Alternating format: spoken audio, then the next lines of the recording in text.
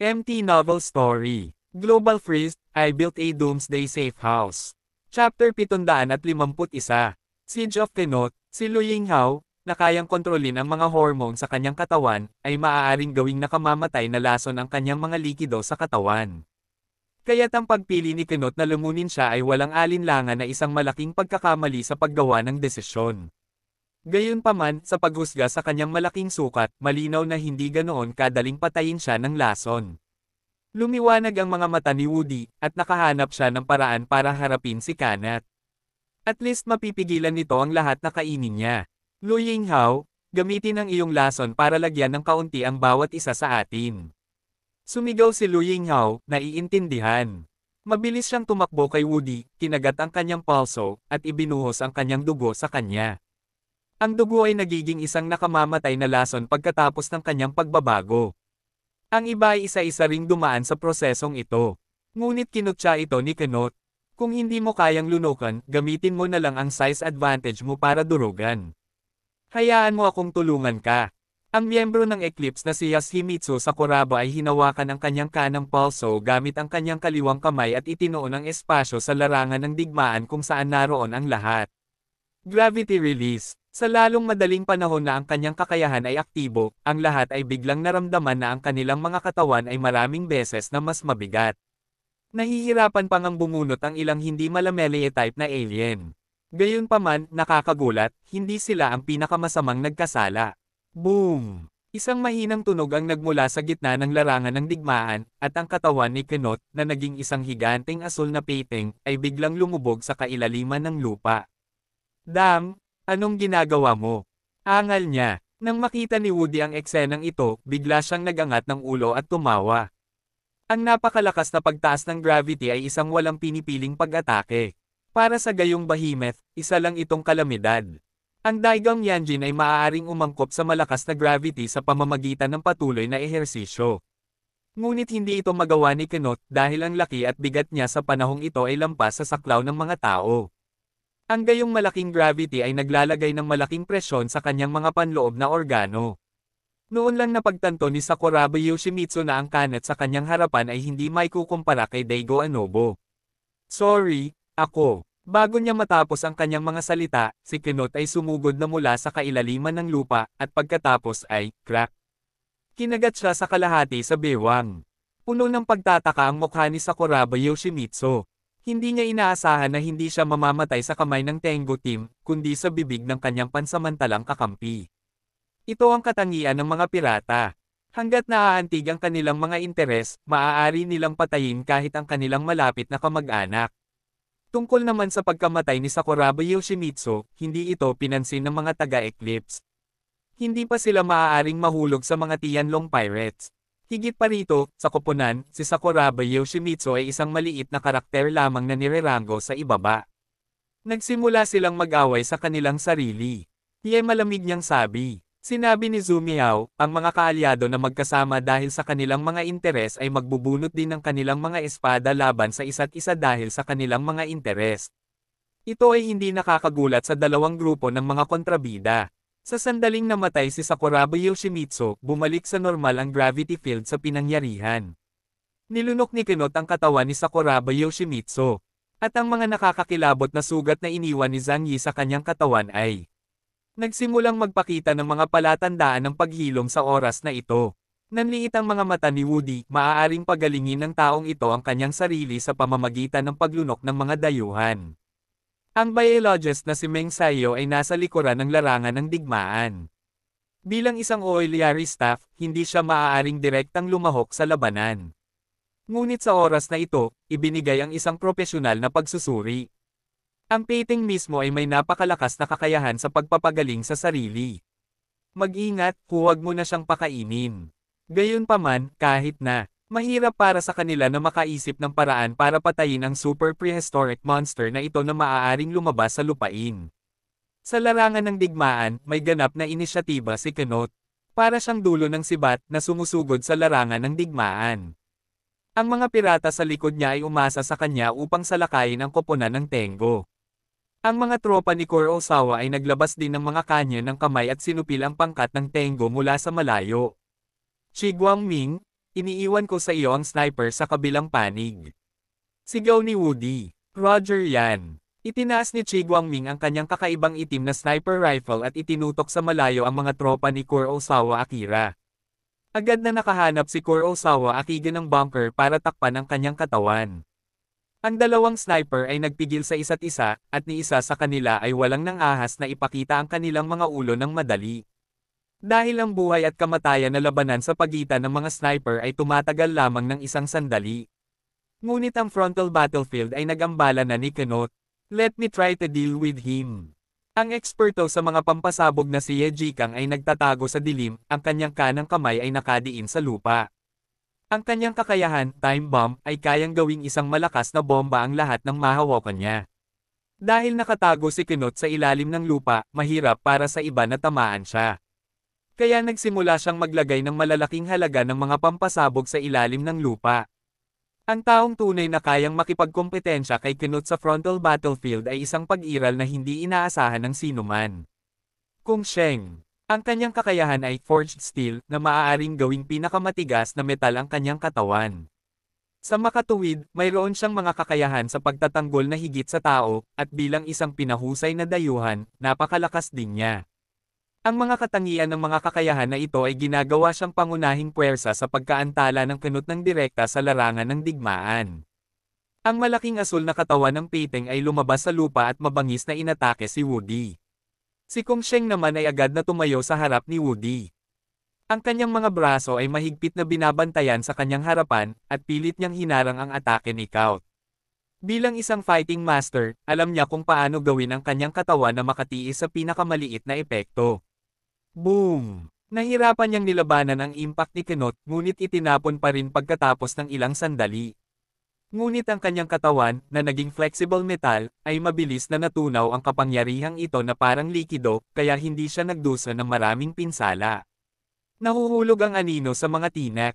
Lumulutang kanyan. Ang panandaliang pagkakataong ito ay nakuha ng pangkat ng Tengo. Ang anino sa paanan ni Yehi ay mabilis na lumawak at sumanib sa malaking anino ni Kenot. Pagkatapos mula sa anino ng lupa, daan-daang matutulis na itim na tinak ang biglang bumaril at tumusok sa kanyang katawan. Kasabay nito, pinalapot ni Woody ang isang malaking lumulutang na kanyan sa kanyang kamay, naging isang malaking sinag ng liwanag at pinaputokan ang katawan ni Kaut. Ang dalawa sa kanila ay napaka-partikular tungkol sa kung saan nila piniling atakihin. Ito ang lokasyon kung saan nag-iwan ng sugat si Zhang Yi. Tumawa. Nanginig ang katawan ni Kenot, at lumitaw ang isang layer ng berdeng usok. Ang magkasanib na pag-atake ni Yehi at Woody ay nagdulot din sa kanya ng ilang pinsala. Woo! Isang malakas na ungol ang pinakawalan ni Kenot. Si Yang Xingchen, na nasa di kalayuan, ay nagtanong din sa anghel na nasa likuran niya na pauntirya si Kenot at bumaril ng pangalawang palaso. Ngunit ang palasong ito ay itim. Laging binibigyang pansin ni Kenot ang mga galaw ng lahat sa larangan ng digmaan.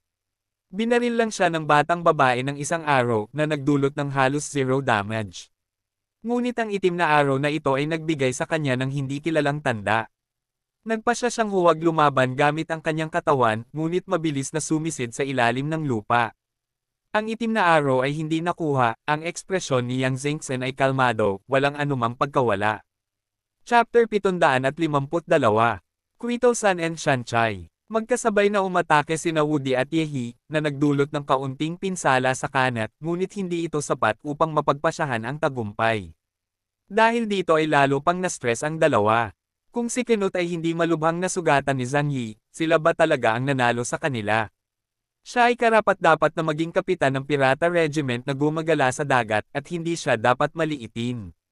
Ngunit nang salakayin nila si Kenot, hindi rin nakaimik ang iba pang miyembro ng grupong pirata.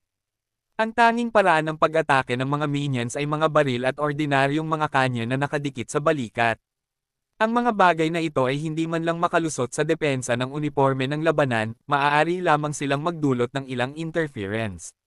Gayunpaman, ang mga dayuhan ng Tianlong Pirates ay sumugod din sa Tengo team ng walang takot sa kamatayan. Kabilang sa mga ito, ang mga pangunahing ay malakihang Koito Zhang at Erfyu Shanchai. Ang mga kakayahan ni Shanchai ay katulad ng kay Kenot, ngunit ang electric eel na kanyang pinagkakatawang tao ay 7 o 8 metro lamang ang haba.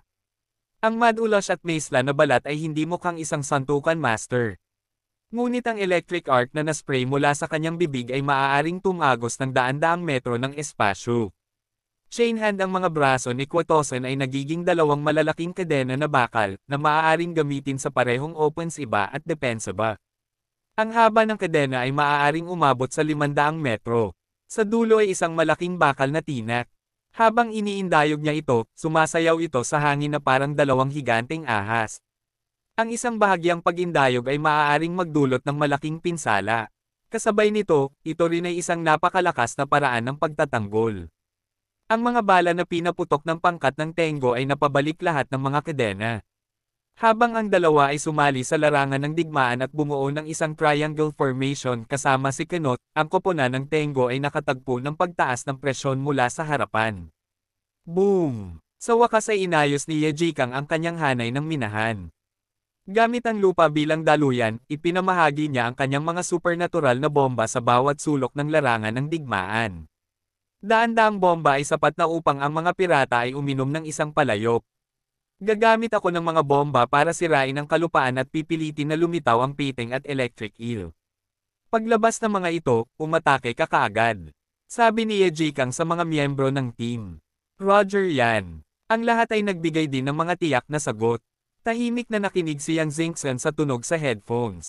Sa simula, hindi siya tinuring ng mga miyembro ng pangkat na ito bilang isang mandirigma. Mas maraming tao ang naniniwala na si Yang Xingchen ay maaaring sumali sa koponan ng Tengo ng buo dahil kay Zhang Yi. At walang nakakaalam kung ano ang kanyang mga kakayahan. Mula sa simula ng labanan hanggang ngayon, ang tanging pananagutan niya ay ang pagsakay sa malaking pusa at pagtakbo. Ang nag-iisang shot na nakuha niya ay hindi nagbigay ng anumang pressure kay Conot. Nang handa na ang lahat, agad na pinasabog ni Yejikang ang lahat ng inayos niyang bomba. Sa isang iglap, isang nakakagulat na pagsabog ang naganap sa kalaliman ng lupa sa loob ng radius na ilang kilometro. Tumpak na iniiwasan ng mga pagsabog na ito ang direksyon ng mga miyembro ng koponan ng Tengo, ngunit pinasabog ang ibabaw ng yelo kung saan nagtatago si Kenot sa malalaking tipak ng yelo. Ang pagsabog na ito ay lalong nagpasakit sa mga sugat ni Kenot.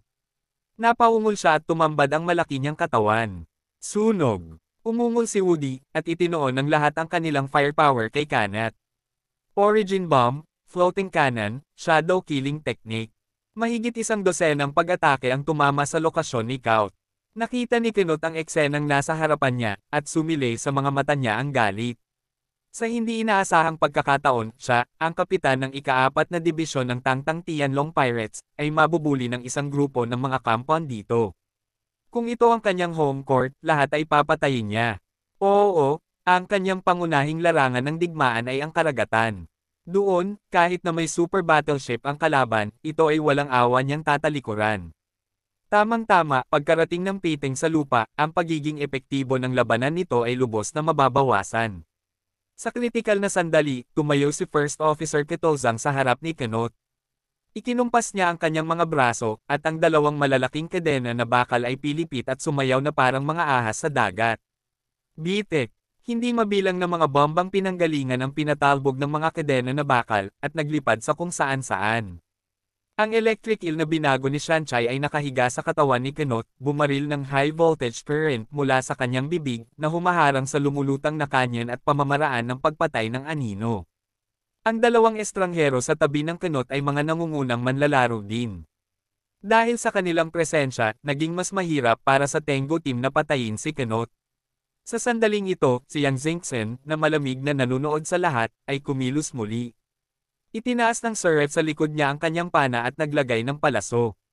Sa pagkakataong ito ay nagtanggal siya ng pulang pakpak mula sa likuran at ginawa itong palaso. Pagkatapos ay tinutukan niya si Kito-san, na may hawak na kadena na bakal upang harangan ang hindi mabilang na pag-atake. Ang kanyang pulang arrow ay walang anumang espesyal para kay Quatosan. Pinaghalo sa isang malaking bilang ng mga origin bullet at mahiwagang pag-atake, ito ay binaril sa Quatosan. Ngunit sa pagkakataong ito, hindi napigilan ng bakal na kadena ni Quatosan ang arrow attack. Ang pulang araw ay tila walang katawan, direktang tumagos sa pagharang ng higit sa 100 bakal na kadena, at pagkatapos ay bumaril sa kanyang dibdib. Sa oras na napagtanto ni Quatosan na may mali, huli na ang lahat. Hindi niya alam kung ano ang nangyari, ngunit malabo niyang naramdaman na may mali. Bakit hindi niya hinarangan ang pag-atake ng palaso? Hindi niya namamalayan na tumingin sa kanyang dibdib. Walang mga pinsala doon kahit ang kanyang lumang suit ay hindi na punit. Walang masama. What on earth? Ito ba? Saglit na natulala si Quotosen. Ngunit ang round of attack na ito ng Tengu team ay hinarang nila. Patayin silang lahat. Ungol ni Kenot. Nakahiga si Shanchai sa ibabaw niya at biglang bumalot sa buong katawan ni Kanet ang napakalaking agos ng kuryente. Ang higanting asul na painting na ito ay biglang nag-transform sa isang electric shark. Mabangis siyang bumagsak sa lupa. Kung hindi siya nakasuot ng combat uniform, dapat maramdaman ito ng lahat. Nagsimulang manhid ang mga talampakan niya.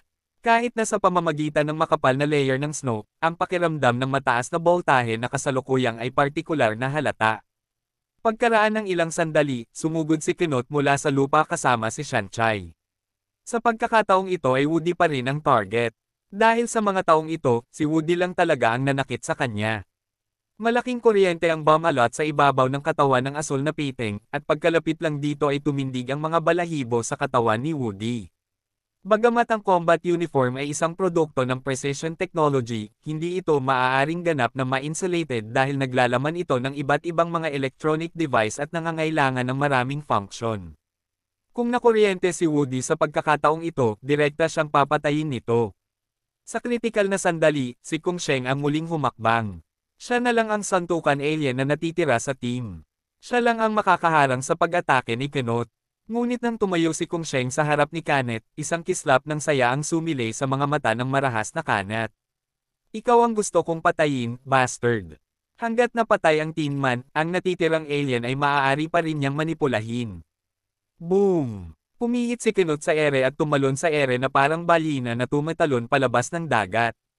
Pagkatapos ang kanyang ulo na may dalang electric current na 100,000 boltahe, ay tumama ng malakas kay Kung Sheng. Chapter 753. Trap Beast. Boom! Walang paraan para makaiwas si Kung Sheng, kaya't nahawakan na lamang niya ang kanyang mga kamay sa kanyang harapan, sinusubukang pigilan ang epekto. Isang napakalaking kalabog ang tumunog sa larangan ng digmaan, at ang mga asul na arko ng kuryente ay nakipag-ugnay sa mabangis na mga ahas sa hangin. Ang lakas ng impact na ito ay napakalakas kaya't direktang itinulak nito si Kung Sheng ng mahigit 10 metro ang lalim sa lupa. Kung Sheng. Mapalad si Woody na nailigtas ang kanyang buhay, ngunit nang tingnan niya ang hukay, nalaman niyang nawala si Kenot. Nagtago siya, naghihintay na matapos ang singil ni Shanchai, at pagkatapos ay naglunsad ng pangalawang pag-atake.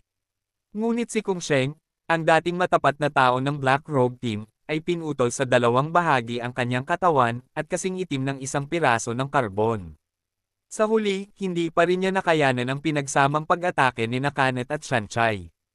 Ito na marahil ang pinakamalaking trahedya ng tank alien. Kailangan nilang laging tumayo sa harap ng koponan at magpasa ng pressure na hindi nila dapat tiisin. Medyo nalungkot ang mga miyembro ng Tengu team. Pero ngayon wala na silang panahon para malungkot. Hindi ito ang unang pagkakataon na nawalan sila ng mga kasamahan sa labanan. Kung sila ay malungkot na hindi nila makontrol ang kanilang sarili sa bawat oras, sila ay namatay sa larangan ng digmaan matagal na ang nakalipas. Ngayong patay na si Kung Sheng, paano natin malulutas ang problema? He gritted his teeth and said. Masyadong malakas ang kakayahan ni Kenot. Kahit na siya ay malubhang nasugatan, ang kanyang antas ay malayo pa rin sa kanila. Bilang karagdagan, may 2 deputy sa tabi niya na maihahambing sa mga elite investigative team, kaya hindi nabigyan ng malaking pagkakataon ang Tengu team. Mukhang natarante rin si Woody.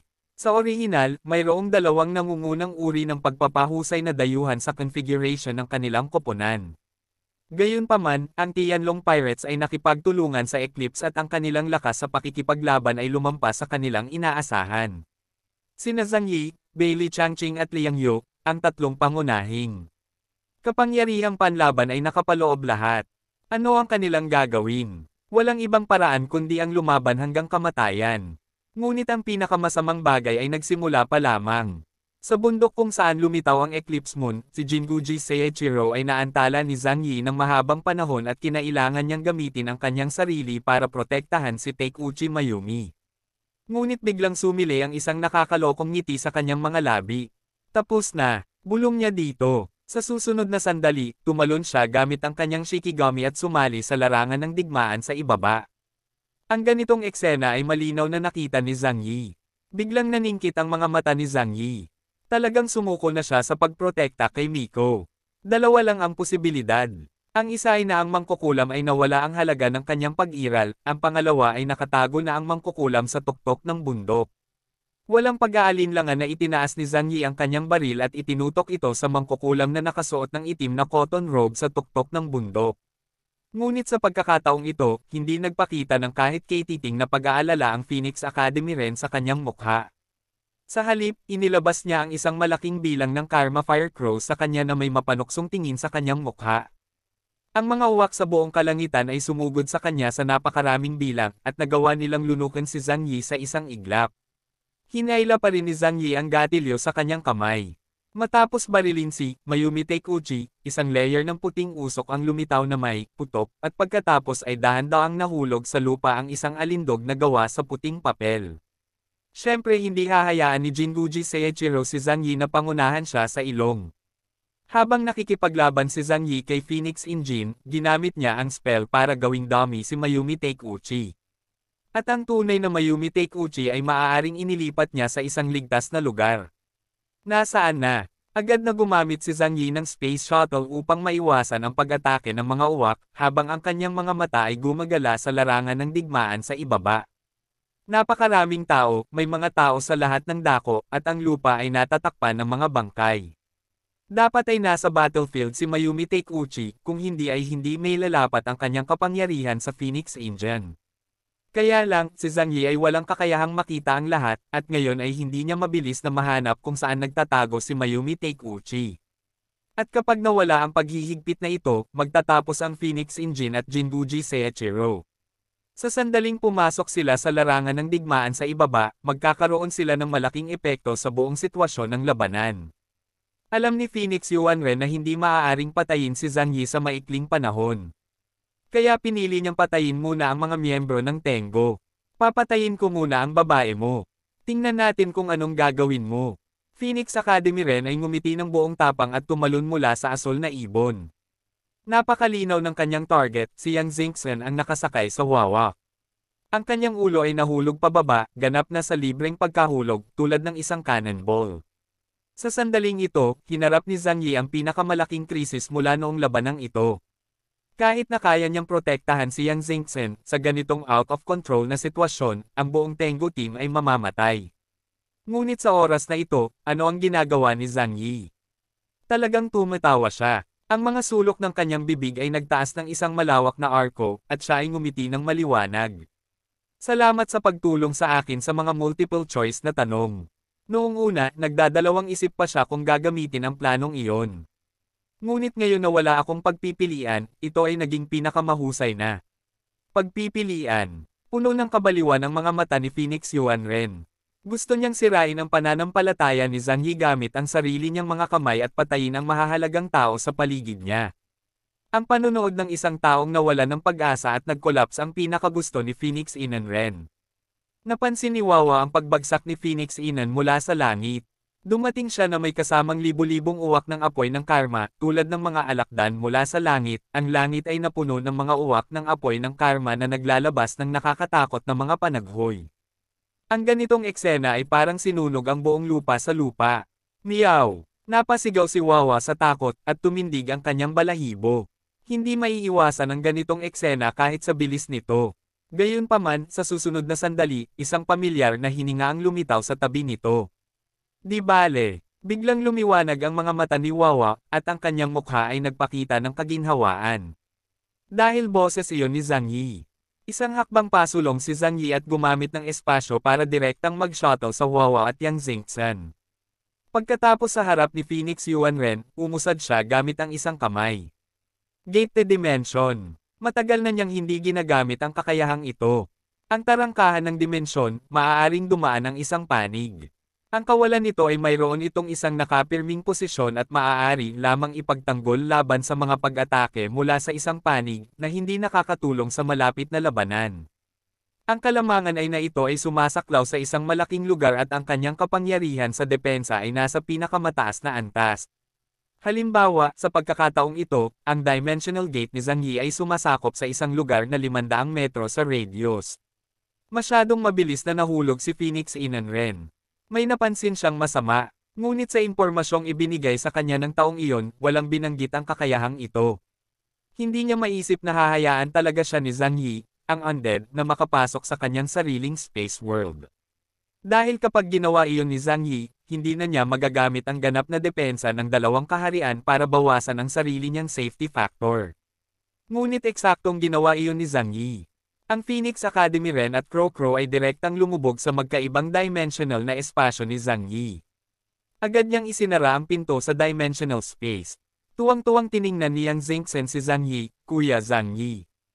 Panalo ka, hindi pa. Tumingin si Zhang Yi kay Seiichiro Jinwuji sa larangan ng digmaan, at pagkatapos ay tumingin sa ilan pang linya ng labanan. Natrap ko lang siya pansamantala. Now, I have to race against time. Chapter 754. Open and Kill. Sa Combat Command Center, nakita si Zhang Yi na gumagamit ng espasyo para isil si Feng Wang Yuanren, isang pagsabog ng tagay na matagal nang nanahimik ay agad na sumibol. Oo. Magaling, si Phoenix Yuanren ay nakulong. Mamamatay ba siya sa espasyo ni Zhang Yi? Hindi sigurado. Ngunit hindi kailanman ipinapakita ng mga talaan na gumamit si Zhang Yi ng iba't ibang dimensyon para pumatay ng sinuman. Sumimangot si Zhu Xing at tumitig sa larangan ng digmaan sa Tianhai City. Ang sitwasyon sa iba pang dalawang larangan ng digmaan ay napakalinaw na ngayon. Ang Jidao Demon Organization na hinarap ni Tu Yunlai ay hindi sapat na malakas para magdulot ng banta sa kanila. Ang Sumsari Team ay nasa eroplano na patungo sa Tianhai City. Susunod, ang kailangan mo lang gawin ay mag-antala ng sapat na oras para makasali ang Sumsari Team sa larangan ng digmaan. Tinitigan ni Zhu Xing ang screen at bumulong, Zhang Yi, kailangan mong kumapit. Pansamantalang tinatakan ni Zhang Yi ang Phoenix Yuanren sa gastos ng pansamantalang pagsasakripisyo ng kanyang kakayahan sa espasyo. Ang Phoenix Academy Ren ay hindi maaaring patayin kahit nasa ibang dimensyon. At sa kanyang kakayahan sa apoy ng karma, maya-maya ay masisira niya ang selyo ng kalawakan.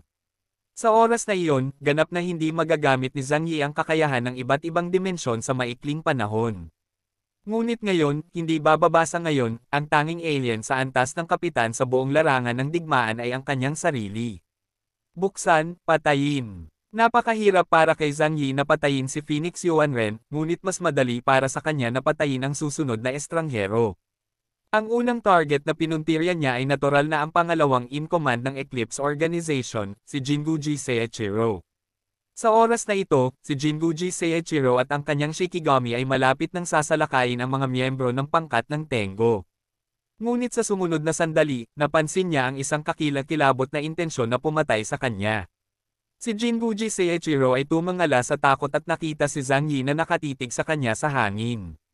Sa kanang kamay ni Zhang Yi, isang grupo ng hindi matatag na dark matter ang dahan-daang namumuo. Nanliit ang mga mag-aaral ni Jinwuji Seiichiro. Alam niya kung gaano nakakatakot ang hakbang na iyon.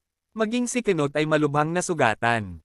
Kung ang pisikal na katawan niya ang kumuha ng pag-ataking ito, tiyak na mamamatay siya. Takas. Walang pag-aalinlangan na tinawag ni Jinwuji Seiichiro ang asul na ibon, pagkatapos ay tumalon sa likod nito at nagsimulang lumipad palayo sa malayo. Gayunpaman, tiyak na hindi siya maaaring bitawan ni Zhang Yi. Isang walang laman na sibat ang namuo sa kanyang palad, at kasabay nito, ang kanyang mga mata ay nakatutok sa posisyon ni Jinwuji Seiichiro. Ginamit ni Zhang Yi ang flying device para habulin siya. Silang dalawa ay parang dalawang bulalakaw na mabilis na dumaan sa langit. Gaano man kabilas ang asul na ibon, hindi ito maaaring mas mabilis kaysa sa sasakyang panghimpapawid ng Deng technology. Nang magkasabay ang bilis ng dalawang tao, halos nasa mata pa rin ni Zhang Yi si Jinwuji Seiichiro. Napansin ni Jinwuji Seiichiro si Zhang Yi na mahigpit na sumusunod, at agad na nagsimulang lumipad sa isang arc angle. Ngunit para kay Zhang Yi, ang lahat ng ito ay hindi na mahalaga. Ang Spear of the Void ay hindi isang target na skill sa pag-atake, ngunit isang malakihang AoE damage skill. Itinaas niya ang Void Spear sa kanyang kamay ng mataas sa ere, itinutok ito sa direksyon ni Jinwuji Seiichiro, at marahas na ibinato. Agad na tinakpan ng pag-ataking ito ang spherical area na may radius na 500 metro, at tinakpan din ang lugar kung saan nakatakas si Jinguji Seiichiro. Lahat ng mga humaharap sa labanan ay nakaayos sa harap. Malapit nang lumuwa ang mga mata ni Jinguji Seiichiro, at bumalot sa kanya ang krisis ng kamatayan. Nagmamadali niyang tinawag ang lahat ng Shikigami na tumayo sa harapan niya, at sabay na nag-deploy ng protective barrier. Ngunit sa harap nitong Void Spear, nabasag ang Shikigami at hadlang na ipinagmamalaki niya. Wala sila sa parehong antas, ang pagkakaiba ay masyadong halata. Sa isang iglap nawala ang lahat ng kanyang panlaban, at ang kanyang katawan ay nabasag sa mga lantang pira-piraso sa pamamagitan ng kapangyarihan ng kawalan, at ang kanyang laman at dugo ay sumabog. Si Zhang Yi ay kumuha ng supernatural na pagkain upang palitan ang kanyang nawawalang supernatural na enerhiya. Hindi niya maiwasang mapabuntong hininga ng palihim sa kanyang puso. Para sa isang makapangyarihang alien, sayang ang hindi makolekta ang kanyang pinanggalingan. Pero ngayon, wala na masyadong oras para sa kanya. Dapat niyang linisin ang buong larangan ng digmaan bago masira ng Phoenix Inner ang kanyang space seal. Sa sandaling ito, biglang napansin ni Zhang Yi ang kakaibang pagbabagong nagaganap sa kunot sa di kalayuan. Tumingin siya sa likod at nakita niya ang isang eksena na ikinagulat niya. Ang higanting asul na painting na binago ni Kunot ay talagang lumuhad sa paanan ni Yang Xingqian. Puno ng kabab ang loob ang kanyang saloobin, lalo na ang hitsura ng matinding paghanga sa kanyang malalaking mata ng painting. Isang ngiti ang lumitaw sa mga labi ni Zhang Yi, at alam niyang gumagana ang kakayahan ni Yang Xingqian. Ang kakayahang nakuha ni Yang Xingqian ay tinatawag na Angel of the Cirque na isang katangian. Ang bawat isa sa tatlong uri ng mga arrow ay may iba't ibang kakayahan. Asul, ang palaso ng kaparusahan, ang pangunahing pagpatay. Pula, palaso ng pag-ibig, ang palasong ito ay walang hugis at hindi maipagtanggol dahil ito ay dumiretso sa puso. Kapag ang isang tao ay natama ng palaso ng pag-ibig, sila ay umibig sa caster mula sa kaibuturan ng kanilang mga puso. Ito ay isang instinct na nagmula sa puso. Kahit alam niyang nasa ilalim siya ng spell, hindi pa rin niya maalis ang sarili sa emosyon ng paghanga. Pagkatapos, ito ay ganap na nagiging pagsisikap ng tagapalabas. Tulad ng para sa ikatlong uri, ang palaso ng puot, ang caster ay maglalagay ng damdamin ng puot dito. Ang taong natama ng palaso ay magkakaroon ng matinding puot sa itinalagang target. Ang pag-ibig ay nagnanais ng kanyang buhay, ang kasamaan ay nagnanais ng kanyang kamatayan. Ang palaso ng pag-ibig ay ginagawa siyang alipin, handang mamatay upang protektahan ang buhay ng kanyang minamahal. Ginagawa ito ng Arrows of Hate na isang pagsusumikap ng masamang layunin na papatayin ang itinalagang target nito sa lahat ng mga gastos. Ang kakayahan ni Yang Xingqian ay paglaruan ang puso ng mga tao. Ang itaas at mas mababang mga limitasyon ng kakayahang ito ay napakataas. Kapag nagtagumpay, gaano man kalakas ang alien, siya ay itaboy niya. Gayunpaman, ang lakas ng pag-atake ng araw ng parusa ay hindi malakas, at ang bilis ng araw ng pag-ibig at ang araw ng puot ay katumbas lamang ng mga ordinaryong bala. Sa makatuwid, sa labanan, kung paano tamaan ang kalaban ay ang pinakamalaking problema. Si Yang Xingqian ay naghahanap ng angkop na kalaban. Sa pagharap sa kanyang palaso ng pag-ibig, pinili ni Kuo Tosan na lumaban kaysa umiwas, na nagbigay sa kanya ng pagkakataong tumama. Pagkatapos, ginamit niya si Kitozang para salakayin ang malubhang nasugatang kunot mula sa likuran. Ang mga kadena ni Kaito-san ay mga kadena ng pirata. Nasa dagat sila, at kaya nilang mang-hijack ng malalaking cargo ship gamit ang isang assault boat lang. Ang mga kadena na nakatali sa mga rehas ng kargamento ay napakahirap tanggalin. Kapag natama na ang kadena ni Kuo-tosan, hindi na ito titigil. Maliban kung ang caster ay namatay, ang kadena ay palaging umiiral at hindi maaaring tanggalin. Matapos kontrolin ni Kitozang si Kunot, madaling tumama sa kanyang ulo ang palaso ng pag-ibig ni Yang Xingqian. Pagkatapos ay ginawa niyang alipin ang malaking pirata na ito. Ang dalawang mahihirap na kalaban ay hinarap, ngunit si Zhang Yi ay hindi nang ahas na magpakita ng anumang palatandaan ng pagpapabeya. Dapat niyang lutisin ang lahat ng problema bago makatakas si Phoenix Inan Ren. Sa oras na ito, nararamdaman niya na sa kanyang magkaibang espasyo, inuulit ng Phoenix Academy Ren ang walang katapusang reinkarnasyon, paulit-ulit na tumatalon sa hangganan ng buhay at kamatayan. At ang pulang supernatural na lason, ang pulang lotus na apoy ng karma, ay kumakalat din na parang pulang tinta na tumutulo sa tubig. Kapag ang impeksyong ito ay umabot sa isang tiyak na limitasyon, ang alien space ni Zhang Yi ay babagsak. Matapos mangyari ang pagbagsak na ito, hindi na muling nabuksan ni Zhang Yi ang ibang espasyo sa loob ng 24 na oras. Sa madaling salita, pagkatapos makatakas si Phoenix Yuanren, delikado para kay Zhang Yi na muling harapin siya.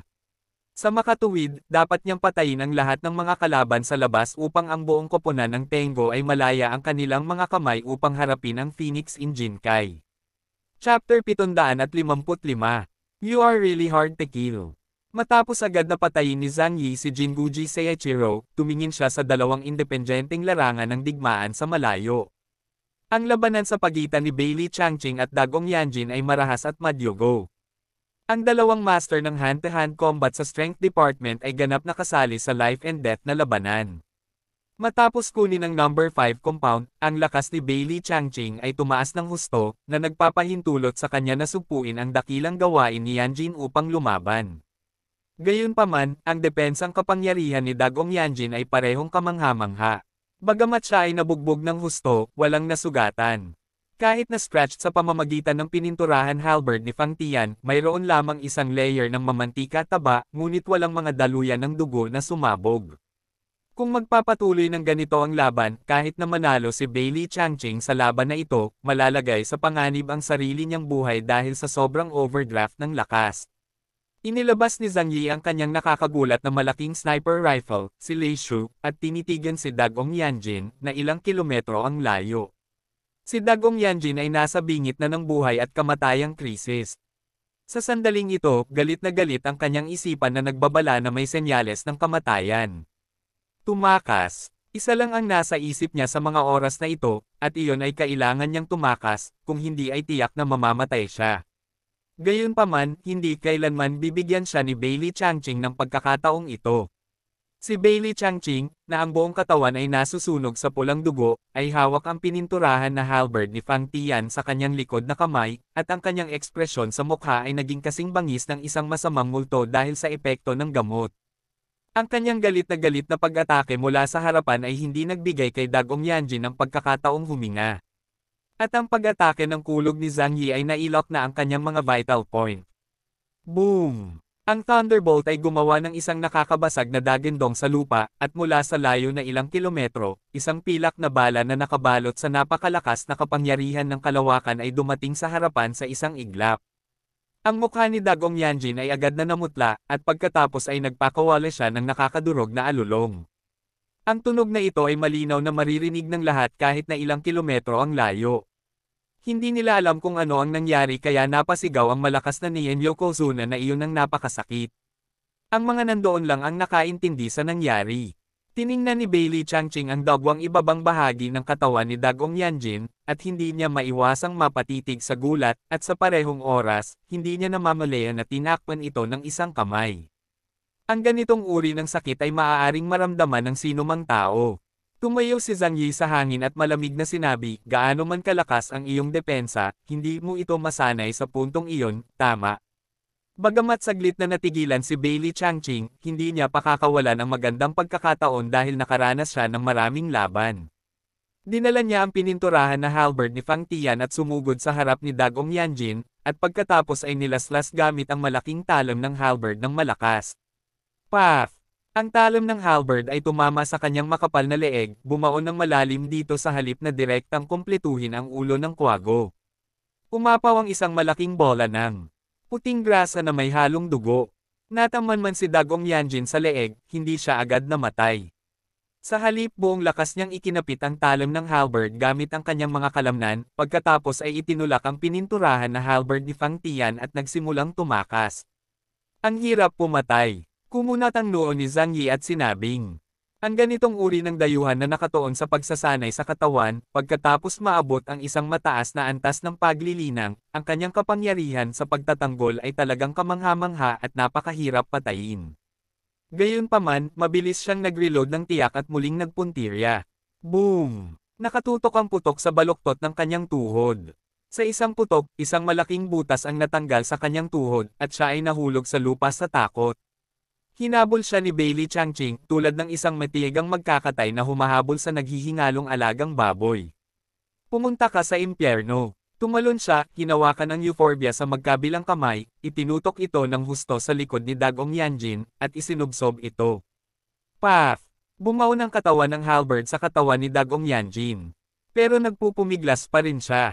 Kapag nakikipagpunyagi sa kamatayan, ang lakas ng isang tao ay magiging walang hanggan na malaki, at halos mabaligtad niya si Bailey Changqing sa lupa.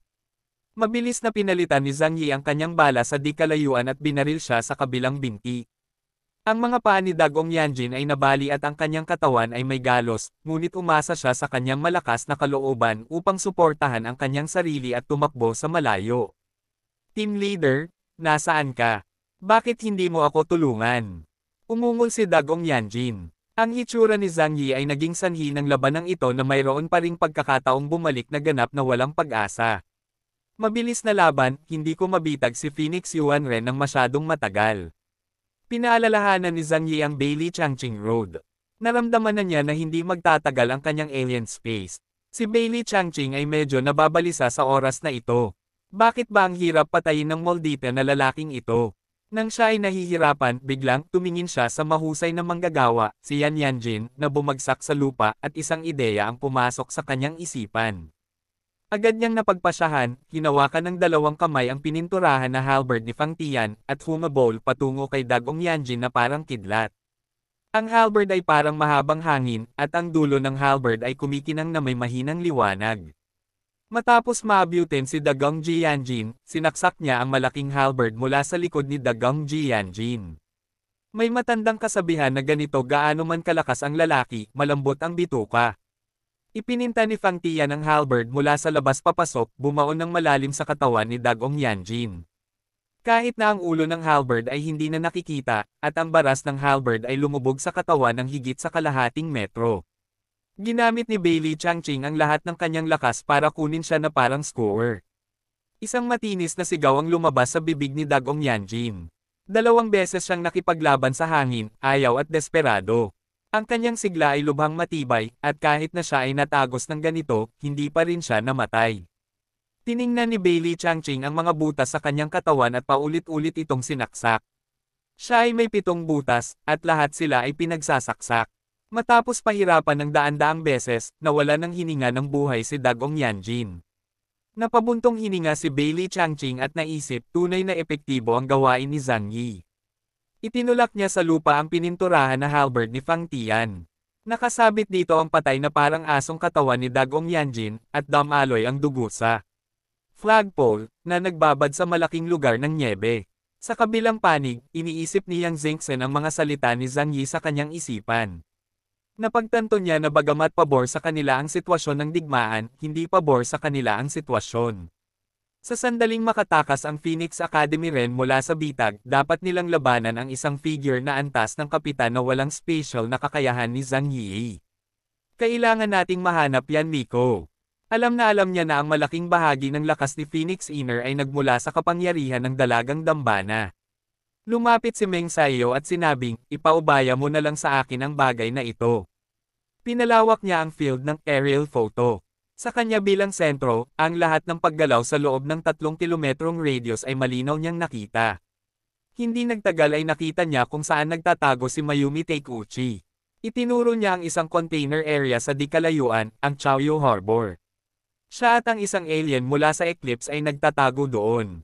Hayaan mong mahuli ko siya. Tutulungan kita. Sina Sumiao at Yehi ang nagkusa para hilingin kay Ying na arestuhin ang mga tao. Bilang assassin-type alien, sila ang pinakamagaling sa sitwasyong ito. Naramdaman ni Zhang Yi ang unti-unting pagbagsak ng alien space at ibinaling ang kanyang tingin sa huling larangan ng digmaan. Ang mapagpasyang labanan sa pagitan ni Liang Yu at Tsukamoto Nobunaga. Chapter 756. The Master is behind the scenes. Ang tunggalian ni Liang Yu at Tsukamoto Nobunaga ay mas mapanganib. Sa mga tuntunin ng mga kakayahan sa pagtatanggol, hindi sila kasing husay ng tank type na Bailey Changqing at Dagong Yanjin. Sa makatuwid, hanggat tinamaan ka ng kutsilyo, hindi bababa sa ikaw ay may kapansanan, o mawawala ang iyong buhay sa pinakamasama. Pagkatapos nilang magpalitan ng armas, pareho silang nagkaroon ng malinaw na pagkakaunawaan sa lakas ng isa't isa, at walang sinuman ang nang-ahas na maging pabaya kahit kaunti. At ang susunod na labanan ay lahat sa pagitan ng kidlat at bato. Upang manalo, dapat nilang isantabi ang kanilang takot at maging ang kanilang buhay para magkaroon ng pagkakataon. Walang kamalay-malay na itinaas ni Zhang Yi ang Thunderbolt sa kanyang kamay, ngunit nag-alinlangan siya ngunit hindi nagpaputok. Ito ay isang tunggalian sa pagitan ng mga mandirigma. Si Zhang Yi ay walang tinatawag na noble sentiments, kaya natural na wala siyang pakialam sa fairness o unfairness. Ngunit para kay Liang Yu, labis siyang nagmamalasakit. Kung binaril ni Zhang Yi si Nobunaga mula sa likuran, ito ay talagang lilikha ng isang magandang pagkakataon para kay Liang Yu. Ngunit para kay Liang Yu, maaaring lumikha iyon ng demonyo sa kanyang puso at atakihin ang kanyang dignidad bilang isang mandirigma. Gayunpaman, ngayon, hindi maaaring palampasin ni Zhang Yi ang pagkakataon. Kaya pagkaraan ng ilang sandali, bahagyang itinaas niya ang sulok ng kanyang bibig at nag-isip ng magandang ideya. Hindi siya nagpaputok, ngunit na-activate ang kakayahan ng precision shooting at nilock ang likod ng ulo ni Nobunaga. Ano ang pakiramdam na may isang master na nakatingin sa iyo mula sa likod? Ang pakiramdam ng pagiging target ng isang captain-level figure ay sapat na upang maalog ang isip ng sinuman. Higit pa rito, para sa isang makapangyarihang samurai tulad ni Nobunaga, ang kanyang intuition ay mas matalas, kaya napansin niya ito sa sandaling nakatutok ang baril sa likod ng kanyang ulo. Walang sino man ang maaaring manatiling kalmado sa panahong tulad nito. At ang kanyang panandaliang pagkagambala ay agad na nahuli ni Liang Yu. Ang mga martial arts masters ay nakikipagkompetensya sa isa't isa, at anumang pagkakamali ay maaaring matukoy ang tagumpay, pagkatalo, buhay o kamatayan. Ang espada ni Liang Yu ay napakabilis, tulad ng isang bugzo ng hangin na dumadaan sa manyeb na bukid, na dumaan sa isang iglap. Mabilis at matigas ang kanyang kutsilyo. Napakabilis din ng espada ni Nobunaga, ngunit magulo ang kanyang isip. Kahit na hinarang niya ang espada ni Liang Yu gamit ang kanyang espada, ang kapangyarihan ng espada ay hindi kasing kumpiyansa at makapangyarihan tulad ng dati. Bitek. Sinamantala ni Liang Yu ang pagkakataon na gamitin ang kanyang lakas, hinawakan si Long Ming sa magkabilang kamay at pinaghahampas siya ng malakas. Ang dalawang sikat na espadang iyon, sina The Proj na Changguang at Angang Tung Zikot, ay parehong nabasag ng espadang ito. Paf! Ang dagandong ng dragon ay naglaslas mula sa kanyang kaliwang balikat hanggang sa kanyang kanang tiyan, at ang dugo ay bumulwak mula sa kanyang malakas na katawan. Hindi makapaniwalang tiningnan ni Nobunaga ang tumatalsik na dugo. Narinig pa niya ang tunog ng pagtalsik ng dugo, parang hangin sa kanyang bayan. Paf! Dahan-dahan siyang lumuhod sa lupa. Dumaan si Liang Yu sa kanya at pinutol ang kanyang ulo gamit ang isang backhand na kutsilyo. Sa pagtingin sa dalawang sikat na espada na ipinagmamalaki niya, malamig na sinabi ni Liang Yu, ang mga kasanayan ng tinatawag na sinaunang sikat na mga espada ay matagal ng luma na. Ang mga taong nalubog sa kasaysayan ay nag-aalangan na sumulong, ngunit nakakalimutang tumangala at tumingin sa kanilang dinadaanan. Bakit? Matatawag na master. Nagkaroon ng pagsabog ng tagay sa Combat Command Center. Sunod-sunod na pinatay ng Team Tengo ang mga miyembro ng Eclipse, paanong hindi sila ma-inspire? Next, team leader na lang nila ang natira. Sinabi ni Zhu Xing sa malalim na boses, patayin mo siya at matatapos ang misyon na ito. Lumapit si Secretary Lan Xincheng at pinuri, si Zhu Shuai ay may matalas na mata at natuklasan niya si Zhang Yi, isang taong may talento. Ngumiti si Zhu Xing at tumango, hindi ko inaasahan na ang batang ito ay sasabog ng may kahangahangang kapangyarihan pagkatapos na mapilitan sa isang desperado na sitwasyon. Siya ay ganap na captain level sa lakas. At siya rin ay isang estranghero mula sa labas ng lungsod. Ang kanyang talento ay napakataas na ito ay hindi maisip. Paalala ni Sun Laoxuan, gayunpaman, hindi pa patay ang Phoenix Yuan Ren. Ayon sa ating katalinuhan, ang magkaibang espasyo ni Zhang Yi ay hindi maaaring magdala ng labis na enerhiya. Mahirap matrap ang isang kapitan. Kapag nakatakas siya, napakadelikado. Pinigilan ni Zhu Xing ang ngiti sa kanyang mukha. Itinakip niya ang kanyang mga kamay sa ilalim ng kanyang baba. Maniwala ka muna, pagkatapos ay magtanong. Naniniwala ako na si Zhang Yi ay dapat na gumawa ng mga pagsasaayos. Ang sitwasyon ng labanan sa Tianhai City ay iniulat din kina Tu Yunlai at Gao Changkong ng real-time. Si Tu Yunlai, na may codename Zurong, ay may gulat na ekspresyon sa kanyang mukha pagkatapos marinig ang balita. Zhang Yi, ganoon ba kalakas ang lalaking ito? Pagkatapos magsalita, lumingon siya at tahimik na tumingin sa pinuno ng Jidao Demon. Ang lakas ng organisasyong ito ng Ronin mula sa mga isla na nakapalibot sa Nian ay hindi dapat maliitin. Sa partikular, ang kanilang tatlong pinuno, si Yamada Kai, pangalawa mula sa kanan, Abina Kawazawa at Noe Raeda, lahat ay may lakas ng isang mataas na ranggo na Delta Alien. Kailangan ko ding bilasan. Tungkol naman sa Samsara Team. Matapos marinig ang impormasyon mula sa Blizzard City, nagulat si Gao Changkong at may ngiti ng paghanga sa kanyang mukha. Nakakagulat na malakas ka, Zhang Yi. Larangan ng digmaan ng lungsod ng Tianhai. Tahimik na inalis ni Zhang Yi ang kulog pagkatapos ay nagpanggap na walang nangyari at sumigaw sa aparato ng komunikasyon. Lahat, magtipon. Dumating si Zhang Yi sa mga miyembro ng pangkat ng Tengo. Lahat ay may masasayang ngiti sa kanilang mga mukha. Naniniwala silang lahat na determinado ang tagumpay at taos-puso silang humanga kay Zhang Yi na parang Diyos na bumababa sa lupa. Malamig na sinabi ni Zhang Yi, kakasimula pa lang ng tunay na matinding labanan. Hindi ko na kayang pigilan ang Phoenix Yuanren, kaya humanda ka. Matapos dumating sina Liang Yu at Bailey Changqing sa pinangyarihan. Binuksan ni Zhang Yi ang magkaibang espasyo ng walang pag-aalinlangan, at pagkatapos ay pinakawalan si Phoenix Yuanren na ilang minutong pinigil niya. Para sa kanyang sarili, gumamit siya ng espasyo sa paglalakbay at umalis sa larangan ng digmaan sa isang iglap. Ang kanyang alien space ay nasa bingit ng pagbagsak, kaya sa halip na hintayin ang Phoenix into Ren na ganap na sirain ang alien space, mas mahusay na ilabas ito ng maaga. Para sa susunod na labanan, nagpa siya si Zhang Yi na ipaubaya ito sa iba. At alam niya na siya ang unang taong gustong patayin ni Phoenix Yuanren at kailangan niyang tumakbo sa malayo. Lumilitaw ang Phoenix Engine na napapalibutan ng mga miyembro ng Tengu Squad. Siya ay hubad na may malinaw na mga linya ng kalamnan sa kanyang maskuladong katawan. Ngunit sa oras na ito, puno ng pagkalito ang kanyang mga mata. Ang bilis ng daloy ng oras sa iba't ibang espasyo ay ganap na naiiba sa katotohanan. Bagamat sa labas ay parang ilang minuto lang siyang nakulong sa loob. Ngunit sa mundong iyon, ang kanyang espiritu ay nakaranas ng kaguluhan sa panahon sa loob ng mga dekada. Nasa mundo siya kung saan halos hindi makagalaw ang kanyang katawan ngunit nanatiling normal ang kanyang nerbiyos at pag-iisip. Ito ay isang hindi maisip na pagpapahirap at ang pinakamalupit na bilangguan ng isip sa mundo. Sa loob ng mga dekada, isang malawak na puting alien space lang ang nasa harapan ko. Sa nakalipas na ilang dekada, maraming bagay ang nakalimutan ni Phoenix Yuanren.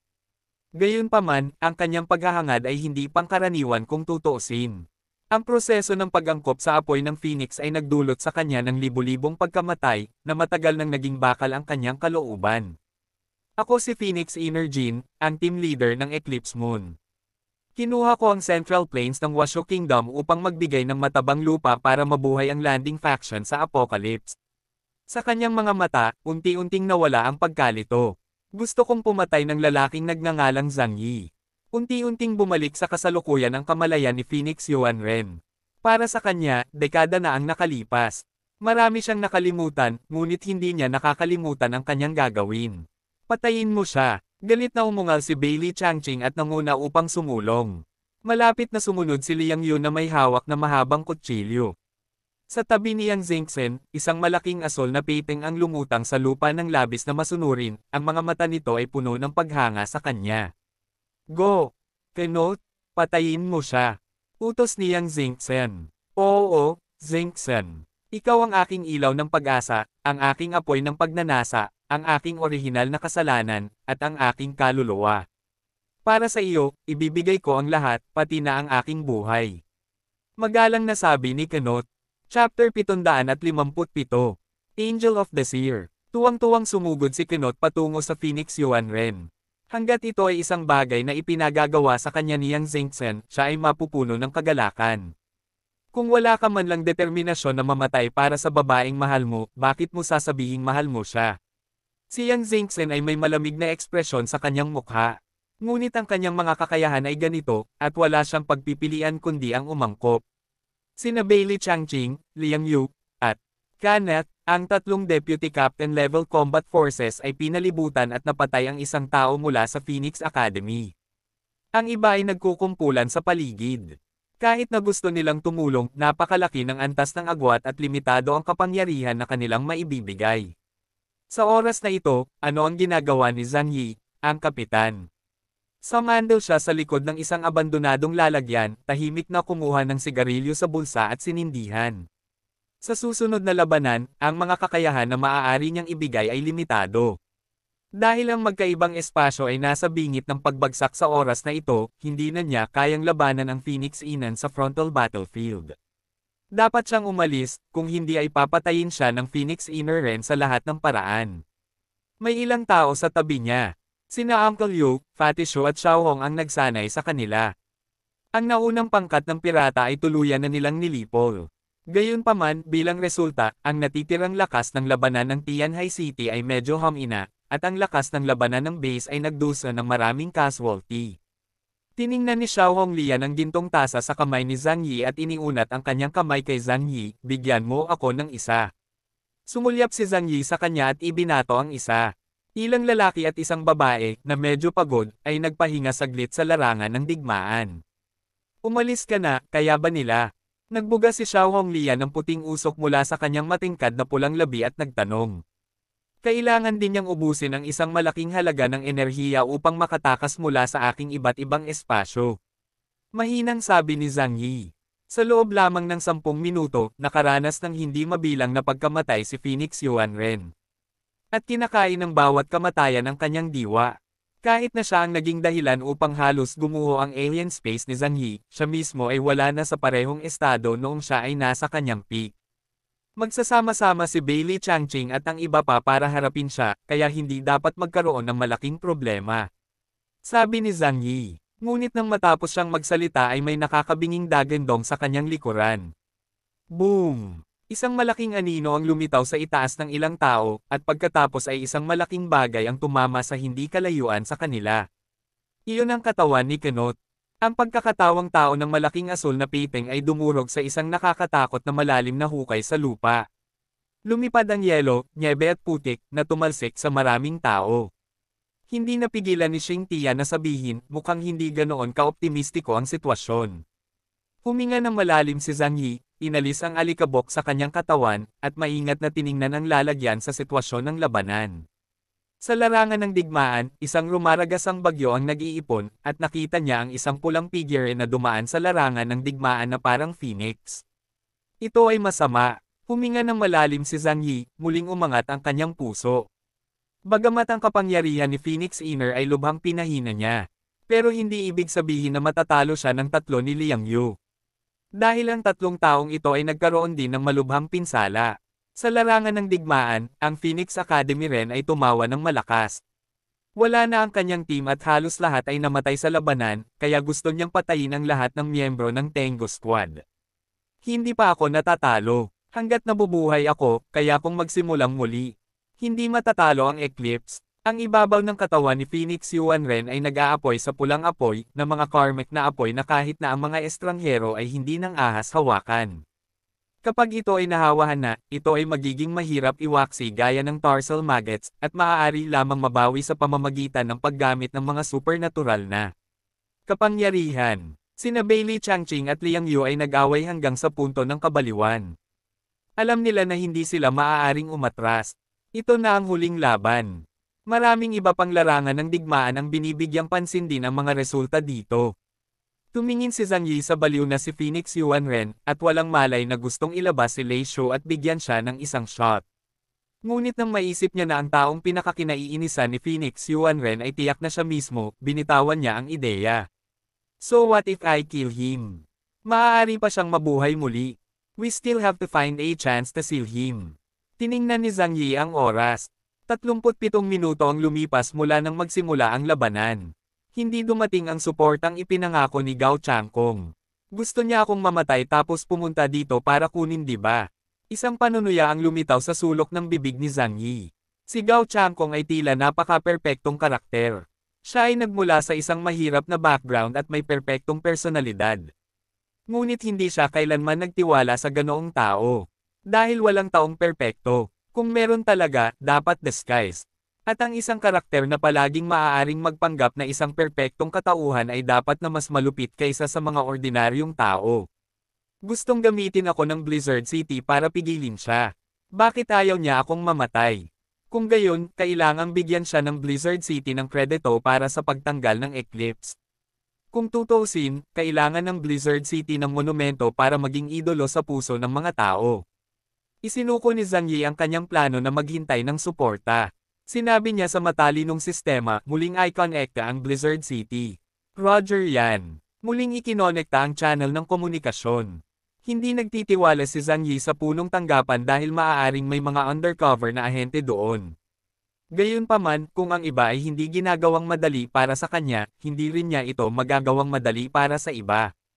Hindi dumating ang Samsara team sa nakatakdang oras. May mali kay Gao Changkong. Baka siya ang undercover agent ng Eclipse. Tinawag ni Zhang Yi si Gao Changkong sa kanyang pangalan, hindi ang kanyang codename. Sa sandaling sinabi ni Zhang Yi ang mga salitang ito, nanlaki ang mga mata ni Zhu Xing.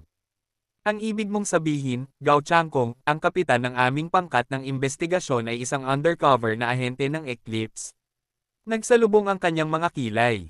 Masyadong hindi ka panipaniwala ang balitang ito.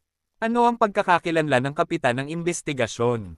Sa Blizzard City, pangalawa lang sila sa ilang senior executive.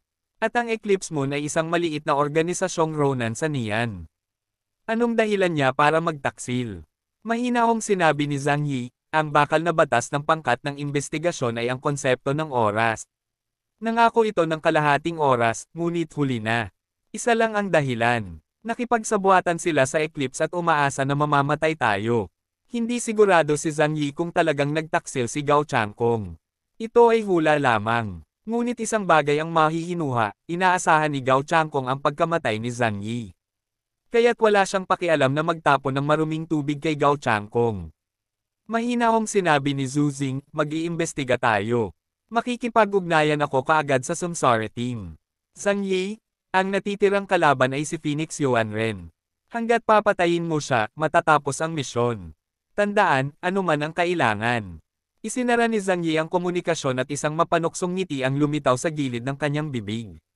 Kahit anong halaga, kaninong gastos. Hindi naman ito magiging akin. Hinanap ni Phoenix Yuanren si Zhang Yi sa larangan ng digmaan. Alam niyang kailangan niyang patayin si Zhang Yi. Ngunit napakaraming miyembro ng pangkat ng Tengu sa paligid, at si Zhang Yi ay tila nawala, na walang anumang bakas. Kamatayan, mamatay, hayaan mo akong mamatay. Sumakay si Phoenix Yuanren sa larangan ng digmaan. Masyadong mabilis ang kanyang bilis at sobrang lakas ng kanyang kapangyarihan. Saan man dumaan ang apoy ng pulang phoenix, ang lupa ay naging itim. Tumawa. Sa isang hampas ng kamay na kutsilyo, naputol ang katawan ni Sniper Chi Guangming sa 2 piraso. Masasamang langaw. Tumawa siya ng malakas at sumugod kay Meng Sayo na walang magawa. Biglang namutla ang munting mukha ni Meng Sayo. Sa kritikal na sandali, bumalik si Kinot sa larangan ng digmaan at pilit na hinarang ang kanyang suntok. Ngunit isang malaking butas din ang nabasag sa sarili niyang katawan, at sinunog ng apoy ng Phoenix ang kanyang katawan, dahilan para mapaiyak siya sa sakit. Chapter 758. The Beast Comes Out of the Cage. Hinihingal sina Liang Yu at Bailey Changqing sa laban. Ang isa sa mga braso ni Liang Yu ay may kapansanan at ang espada lamang ang kanyang nahawakan sa kanyang kaliwang kamay. Ang kanyang kakayahan sa pakikipaglaban ay hindi kalahating kasing ganda ng kanyang peak. Habang si Bailey Changqing ay gumagamit ng mga droga upang pilitin na tumaas ang kanyang lakas, ang kanyang katawan ay gumuguhol din sa oras na ito. Kung magpapatuloy siya sa pakikipaglaban, hindi magtatagal ay magbabalik sa kanya ang droga, at mamamatay siya ng walang intervention ng Phoenix Inan. Para naman sa ibang miyembro ng Tengu team, mas malala pa. Kahit ang kasalukuyang Phoenix Infernal Ren, ang pagpatay sa kanila ay parang pagpatay ng manok. Ang ganoong uri ng bilis, ang ganoong uri ng kapangyarihan, ang uri ng pulang lotus na apoy na maaaring baliwalain ang kanilang mga kakayahan, ay nagparamdam sa kanila ng matinding lakas ng pakikipaglaban sa antas ng kapitan. Paf! Namatay din si Lu Yinghao, at ang kanyang kamatayan ay napakabigla na hindi man lang niya nakuha ang figure ni Phoenix Yuanren, at ang mundo sa kanyang harapan ay nawala ang ningning. Zhang Yi, umalis ka nga dito. Malakas na sigaw ni Phoenix Inan mula sa gitna ng larangan ng digmaan. Malinaw na naririnig ni Zhang Yi mula sa malayo. Kumunat ang noo niya pero hindi nagmamadaling lumabas. Kung lalabas ka ngayon, ako lang ang mamamatay. Kailangang magkaroon ng sapat na distansya si Zhang Yi sa kanya. Nahanap mo na ba ang mangkukulam? Tanong niya sa mga miyembro ng team. Nahanap na namin, Captain. Si Yehi at Sumiyaw ay nakatayo sa harap ng katawan ni Shimono Satoru, nakatingin kay Taikuchi Mayumi na nanginginig sa sulok ng lalagyan na may panunuya sa kanilang mga labi. Dapat ko ba siyang patayin? Hanggat napatay si Taikuchi Mayumi, mawawala ng precognitive na kakayahan ang Phoenix Engine na ibinigay ng dugo. Ang kanyang pagiging epektibo sa pakikipaglaban ay lubos na mababawasan, at saka lamang magkakaroon ng pagkakataong manalo ang koponan ng Tengo. Napabuntong hininga si Zhang Yi, hulihin mo siyang buhay, huwag siyang mamatay. Yehihi nodded, naiintindihan ko, Kapitan. Naglakad siya pasulong at tumingin sa babaeng nasa harapan niya na naging sanhi ng pagkawasak ng God Team, puno ng puot ang kanyang mga mata. Sinuntok niya ng malakas si Mayumi Taikuchi sa tiyan. Siya ay nanginginig na parang hipon at nagsuka ng malaking bola ng gastric juice. Damnian Beach. Nagmura si Yehi at nagpasok ng baril sa bibig niya para pigilan siya sa pagpapakamatay. Di nagtagal, nahuli ni Yehi at Sumiyaw si Taikuchi Mayumi. At si Yang Xingchen ay dinala rin ni Wawa sa tabi ni Zhang Yi. Captain, ano ang gagawin natin sa kanya? Tanong ni Yehi na nakatitig kay Mayumi Taikuchi. Direkta siyang itinapon sa lupa na parang sirang sako. Hindi, kapaki-pakinabang pa rin. Ako. Tinitigan ni Zhang Yi ang babae sa lupa na may nakaka-relax na ngiti sa kanyang mga labi. Kasama niya rito, madaling malulutas ni Feng Wangyuan ang problema. Napakahina ni Mayumi Taikuchi kaya wala na siyang lakas na magsalita. Napakahina na niya, paano niya malalampasan ang suntok ni Yehi. Xingchen, bigyan mo siya ng palaso. Sabi ni Zhang Yi. Naunawaan ni Yang Xingchen, at ang manipulative na anghel ay nagpaputok ng palaso ng pagmamahal sa kanya. Gawin mong alipin ang babaeng ito. Ngayon, sabihin sa akin ang lahat tungkol sa Phoenix Engine. Paano natin siya kailangang patayin? Yumuko si Yang Xingchen at tumingin kay Mayumi Taikuchi at sinabi. May pink na ambon sa mga mata ni Mayumi Taikuchi. Sa kanyang mga mata, si Yang Xingchen ay naging ang tanging tao sa mundo na karapat-dapat sa kanyang pagtitiwala at pagtitiwala. Maaari pa nitong ibigay ang buhay niya para dito. Hindi siya maaaring patayin. Kahit isang patak lang ng dugo, kaya niyang mag-regenerate. Kung gusto mo siyang patayin, kailangan mong ubusin lahat ng pinanggalingan niya. Pero posible lang kung mamatay siya kahit 10,000 beses. Ang pahayag na ito ay nagpatahimik sa lahat. Patayin si Phoenix Engine ng 10,000 beses. Pansamantalang hindi available ang space power ni Zhang Yi, at walang ibang makakapatay kay Phoenix Yuan kahit isang beses. Bukod dito, may ibang paraan pa ba? Mahinahong tanong ni Yang Xingchen. Meron. Hayaan mo siyang magpakamatay. Seryosong sabi ni Mayumi Taikuchi. Ang tanging makakasira sa kanya ay ang kanyang sarili. Hinawi ni Fatishu ang kanyang buhok na galit, hindi ba ito kalokohan? Wala siyang sakit, bakit siya magpapakamatay? Dahan-dahang tumayo si Zhang Yi, itinapon ang upos ng sigarilyo sa kanyang kamay, at itinatak iyon. Naiintindihan ko. Gawin mo na lang. Napatingin ang lahat kay Zhang Yi na nagtataka. Captain, may idea ka ba? Halos, sulit na subukan. Tumingin si Zhang Yi kay Mayumi Taikuchi at ngumiti, na-control siya, nanalo tayo sa kalahati ng laban. Sa larangan ng digmaan, ang Phoenix Energy ay naglagay ng malaking presyon sa koponan ng Tengo. Nakapatay siya ng 2 tao sa ilang sandali. Kung hindi nakipaglaban sina Bailey Changqing at Liang Yu para harangin siya, walang ibang makakaligtas sa kanyang pag-atake. Ngunit sa isang kisap mata, biglang naramdaman ni Phoenix Yuan na malaki ang pagbabago sa paningin sa kanyang harapan. May natanggal sa kanyang katawan. Natigilan siya saglit bago niya napagtanto na hindi na niya nakikita ang hinaharap. Ha! Anong nangyayari? Bakit hindi ko makita ng malinaw ang direksyon ng pag-atake nila? Mukhang may isang bagay na napakahalagang nakalimutan ko. Matagal na nag-isip si Phoenix Yuan bago niya napagtanto kung ano ang nakalimutan niya. May kapartner siya dati, Taikuchi daw ang pangalan niya. Mayumi, Phoenix Engine. Isang medyo pamilyar na boses ang nagmula sa himpapawid, nakahuli sa mga mata ni Phoenix din. Tumangala siya at nakita ang isang mukha na labis niyang kinaiinisan. Zhang Yi. Naging mabangis ang ekspresyon ni Phoenix Ren, at tumangala siya sa langit at nagpakawala ng galit na dagandong. Pagkatapos ay bahagyang yumuko ang buong tao, at pagkatapos makaipon ng kapangyarihan, bumaril ito sa langit na parang bola ng kanyan. Pinilot ni Zhang Yi ang lumilipad na aparato upang mabilis na umiwas sa hangin. Pagkatapos ay itinaas niya ang Thunderbolt sa kanyang kamay at itinutok kay Phoenix Inner Ren. Base dito, sa tingin mo kaya mo akong patayin. Ngumisi si Phoenix Yuan Ren, hindi na nahabol ng mga bala ni Zhang Yi ang kanyang mga galaw.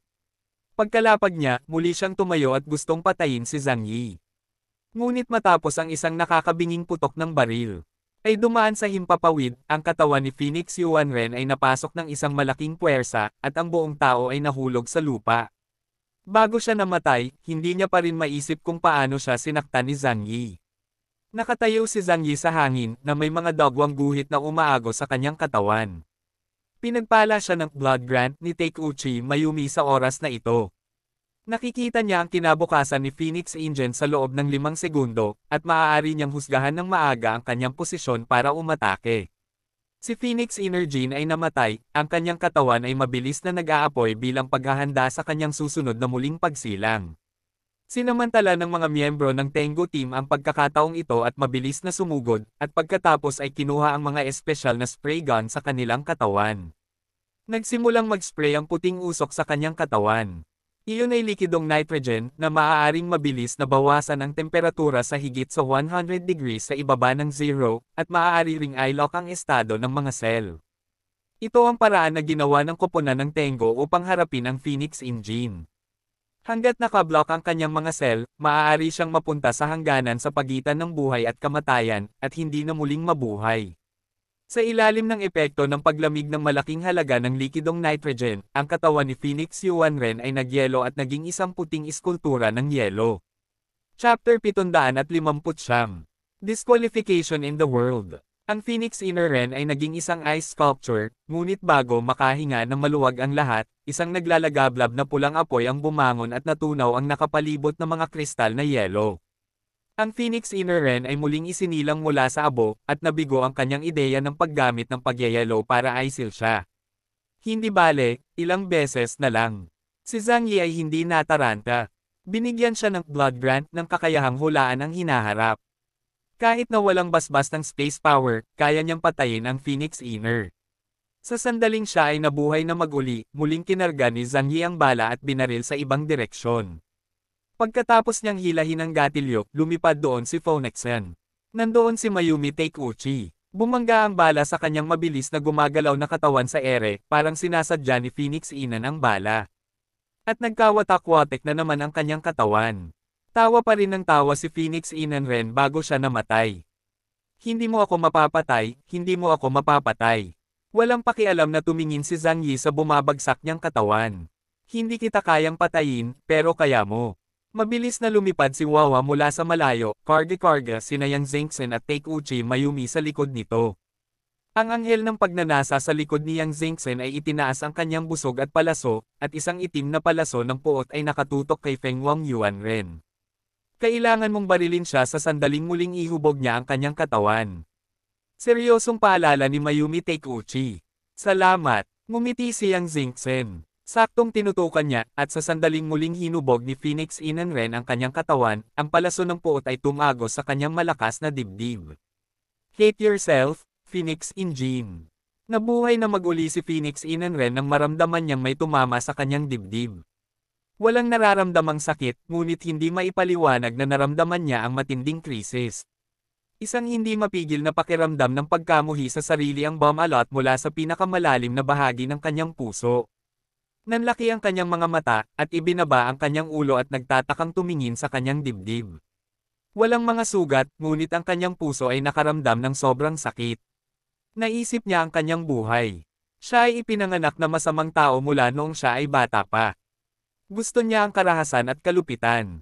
Ang pagpatay ng mga ligaw na pusa at ligaw na aso sa tabing kalsada ang pinakamasaya niyang bagay. Ang malupit na karakter na ito ay inilihim niya sa harap ng kanyang mga magulang at kamag-anak. Ngunit ang mas mahabang emosyon ay pinipigilan, mas malakas ang mga ito ay rebound. Sa pagdating ng apocalypse, sa wakas ay nawala ang lahat ng kanyang pagpigil at nagsimulang harapin ang kanyang puso ng masaya. Ang unang napatay niya ay ang kanyang asawa na buong araw na siyang kinukutya dahil sa hindi sapat na kita para sa pamilya. Pagkatapos ng unang pagpatay, inabot siya ng wala pang 1 minuto para umangkop sa kilig sa kanyang puso at naging excited. Mula noon, siya ay nasa daan patungo sa pagpatay at pag-alis sa kamay. Napakaraming tao ang namatay sa kanyang mga kamay. Upang gantimpalaan ang kanyang sarili, espesyal niyang isinuot ang kanyang backpack pagkatapos ng katapusan ng mundo at nagsimulang maglakbay sa mga lugar na naranasan niya sa kanyang buhay. Pagkatapos, patayin ang mga karakter na nagkaroon ng sama ng loob sa kanya isa-isa. Ang guro sa elementarya na nagpagalit sa kanya, ang kapitbahay na nagkaroon ng alitan sa kanyang pamilya, ang babaeng estudyante sa kolehiyo na maling nag-akusa sa kanya na sumilip sa subway, ang presidente ng kumpanyang kanyang pinagtatrabahuan. Napakakapal na death note. Tinawag niya itong 100 tao na gusto niyang patayin pagkatapos ng katapusan ng mundo. At pinatay niya ang lahat ng makakaya niya. Upang makamit ang layuning ito, binuhay pa niya ang buong pamilya ng isang naghihingalong kaaway. Kapag ang kabilang partido ay nagpapahayag ng kanyang pasasalamat na may luha ng pasasalamat, pinapatay niya silang lahat ng may ngiti. Sa oras na ito, ang dibdib ni Feng Wangyuan ay sobrang sakit. Napahawak siya sa dibdib niya, ang sakit-sakit na halos hindi na siya makahinga. Napabuga siya ng hangin na may luha sa kanyang mga mata, at napaiyak ng mapait, ano ang nagawa ko? Paano ko papatayin ang napakaraming tao? Ang ganitong uri ng kasalanan ay hindi matutubos kahit na mamatay ako ng 100 beses. I'm sorry sa pagiging tao. Ang boses ni Yang Xingchen ay lumutang mula sa malayo. Hindi mo kailangan ng 100 beses, sapat na ang isang kamatayan. Sumimangot siya na may bakas ng pagkasuklam sa kanyang mukha, ikaw na mabahong baboy, kasuklam-suklam na mutated pheasant, magpakamatay ka kaagad. Ang Phoenix Inen ay nawala ng motibasyon na mabuhay. Ang kanyang puso ay ganap na sinakop ng isang nakatutuwang kaisipan, kamatayan. Hindi ako dapat nabubuhay sa mundong ito. Pagkatapos niyang sabihin ang mga salitang ito, dahan-dahan niyang ipinikit ang kanyang mga mata, at pagkatapos ay lumuhad sa sirang larangan ng digmaan na may mahinang mga paa. Patayin mo ako. Si Phoenix Inen, na sumuko sa kanyang paniniwala sa buhay, ay hindi na maiiba sa mga ordinaryong tao kapag hindi na niya ginamit ang kapangyarihan ng Phoenix. Sa oras na ito, si Zhang Yi ay lihim na tinurok ang sarili ng compound no. 2. Sa ilalim ng impluwensya ng gamot, ang kanyang lakas ay pansamantalang nadagdagan, at kahit na ang espasyo na nasa bingit ng pagbagsak ay pansamantalang napigilan mula sa pagbagsak. Lahat ng tao dito sa Combat Command Center ay may parehong ekspresyon gaya ng lahat ng nasa eksena, at lahat sila ay tuwang-tuwa na tumayo. Bilisan mo, patayin mo siya. Patayin mo at matatapos din yan. Naiinip na sabi ni Zhu Xing. Dapat ayusin ang usaping ito, kung hindi, bilang Commander-in-Chief ng Jiangnan Region, hindi niya ito maipaliwanag sa sinuman. Lahat ng nasa command center ay nakatingin din sa screen na may expectant at nervous expressions. Sige, tulungan na kita. Binuksan ni Zhang Yi ang magkaibang espasyo, at lumitaw si Heng Dao Shenkai sa kanyang kamay. Nakatingin kay Feng Wangyuan na nakaluhod sa lupa na nagmamakaawa para sa kamatayan, ang mga mata ng lahat ay nagpapakita ng puot at pananabik. Naiinis sa ginawa niya. Sabik dahil ang pagpatay sa kanya ay hindi lamang isang malaking karangalan, kundi isang malaking pakinabang din. Sino ang hindi gustong makakuha ng isang malakas na mapagkukunan ng antas ng kapitan? Ito ang dahilan kung bakit nag-inject si Zhang Yi ng compound no. 2. Matapos maranasan ang pananaksak ng isang tao sa Blizzard City, hindi na siya nagtitiwala sa sinuman, kahit na sa mga miyembro ng Tengu team sa paligid niya.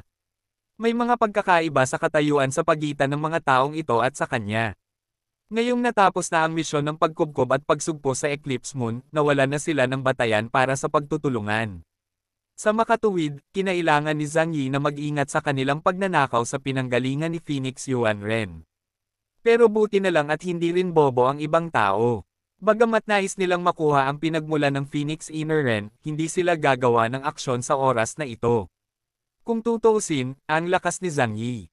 Hakbang na naglakad si Zhang Yi 500 metro ang layo mula sa Phoenix Courtyard. Ang kanyang mga hakbang ay matatag ngunit mabagal, at hindi siya pabaya dahil malapit na siyang manalo. Ang isang taong naglalakbay ng 100 milya ay kalahating milya, at ngayon ay hindi na niya kayang magkamali. Pagkarating sa sniper range ng double doors ay agad niyang binuksan ang 2 pinto. Pagkatapos ay sa pamamagitan ng kakayahang tumawid sa dobleng pinto, ang paalang na kutsilyo sa kanyang kamay ay mabilis na iniwagayway palabas. Puff! Ang ulo ni Phoenix Yuanren ay itinapon ng mataas sa hangin, at pagkatapos ay gumulong sa lupa. Napabuntong hininga ang lahat, lalo silang kinakabahan sa mga oras na ito.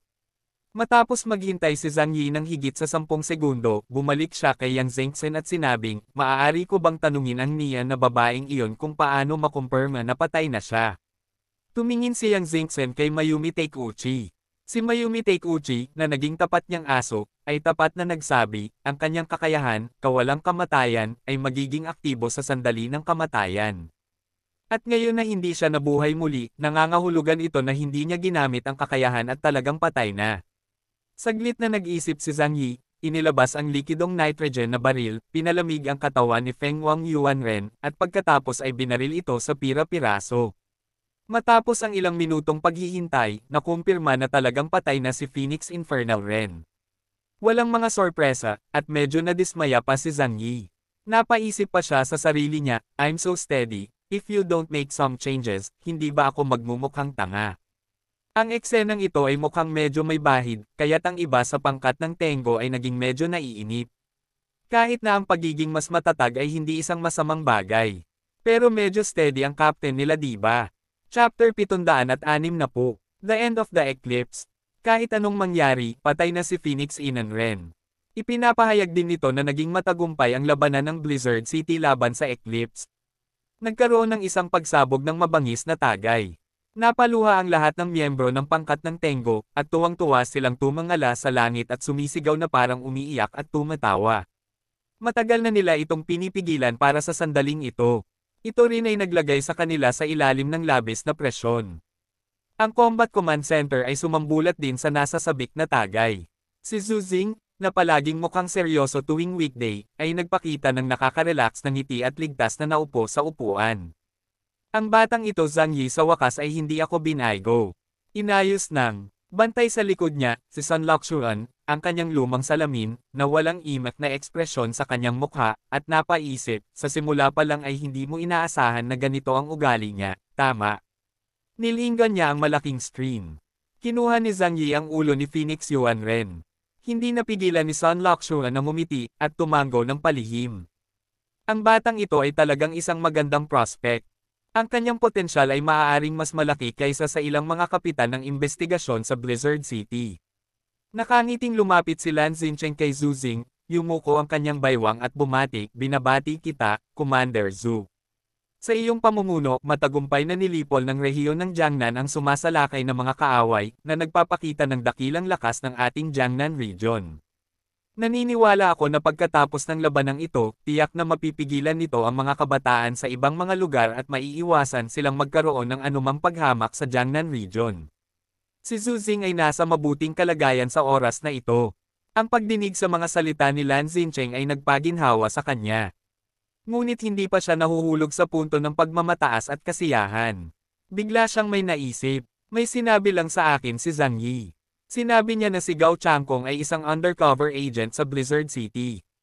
Sumimangot si Zhu Xing, bakit nasabi ito ni Zhang Yi? Gao Changkong, wala siyang dahilan para makipagtulungan kay Eclipse Moon. Ang pangungusap na iyon ay orihinal na diversion at dirty talk ni Zhang Yi. Sa katunayan, wala siyang anumang ebidensya. Ngunit sa isang lugar, may napagtanto si Zhang Yi. Natitiyak niyang may problema kung hindi dumating si Gao Changkong para suportahan gaya ng napagkasundoan. Nag-exaggerate lang siya at nagsumbong kay Zhu Xing. Dahil dito, nagsimulang bigyang pansin ni Zhu Xing ang isyong ito. Mukhang naguguluhan din si Lan Xincheng, biglang sinabi ito ni Zhang Yi nang walang anumang ebidensya. Gayunpaman, walang nagawa ang Samsara team sa operasyong ito. Hinaplos ni Zhu Xing ang kanyang baba at nag-isip sandali, pagkatapos ay sinabing, makipag-ugnayan kaagad sa koponan ng Samsara para sa akin. Hayaan din na magpahinga si Zhang Yi at ang iba pa kung nasaan sila, para hindi na sila magmadaling bumalik. Tiyak na pagod sila pagkatapos makipaglaban sa napakahirap na labanan. Nagkataon lang na ang Tianhai City ang hometown ni Zhang Yi, kaya magandang hayaan siyang magpahinga doon. Pinuri ni Lan Xincheng, oo, Zhu Shuai. Talagang maalalahanin mo ang iyong mga nasasakupan. Pagkasabi niyon ay agad niyang pinakiusapan ang staff na makipag-ugnayan kay Gao Changkong. Ito ay napakadaling gawin. Lahat ng mga miyembro ng Samsara team ay may dalang kagamitan sa pagsubaybay na maaaring mag-obserba ng kanilang lokasyon sa real time. Sa oras na ito, ang mga miyembro ng Samsara team ay nasa eroplano. Ayon sa sistema ng nebula, malapit na silang makarating sa Tianhai City. Isang bakas ng pangungutya ang lumitaw sa sulok ng bibig ni Lan Xincheng. Medyo tinanggihan siya ng Samsara team ni Gao Changkong. Dahil ipinanganak si Gao Changkong sa Area E ng Blizzard City, ang mga miyembro ng kanyang koponan ay karaniwang mula sa mas mababang mga lugar. Ibang-iba ito kay Lan Xincheng na ipinanganak sa isang marangal na pamilya. Kahit na maging miyembro sila ng pangkat ng investigasyon, hindi talaga iniisip ni Lan Xincheng na kapantay sila ni Lan Xincheng sa kanyang puso.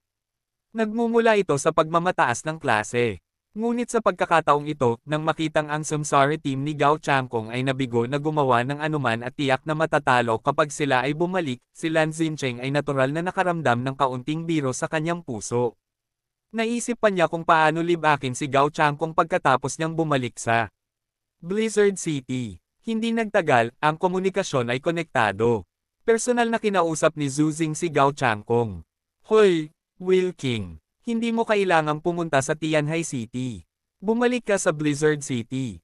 Natapos na ni Zhang Yi at ng iba pa ang kanilang misyon. Matapos marinig ni Gao Changkong ang mga salita ni Zhu Xing, bumungad sa kanyang mukha ang pagtataka. Ngunit hindi nagtagal, bumalik sa kalmado ang kanyang mukha na nagpakita ng isang simpleng ngiti. Ito ay talagang nakakagulat, ngunit ito rin ay isang malaking sorpresa. Mahinahong sinabi ni Zhu Xing, maaari kang bumalik ng direkta. Bagamat hindi mo direktang nakatagpo ang eclipse sa pagkakataong ito, nagsumikap ka. Maaari kang magpahinga ng mabuti sa sandaling bumalik ka sa oras na ito. Ngumiti si Gao Changkong at sinabing, oo, babalik kami kaagad. Agad-agad. In-end ng dalawa ang tawag. Tumingin si Gao Changkong sa mga miyembro ng Samsara team na nasa tabi niya at nakangiting ipinarating ang mga salita ni Zhu Xing.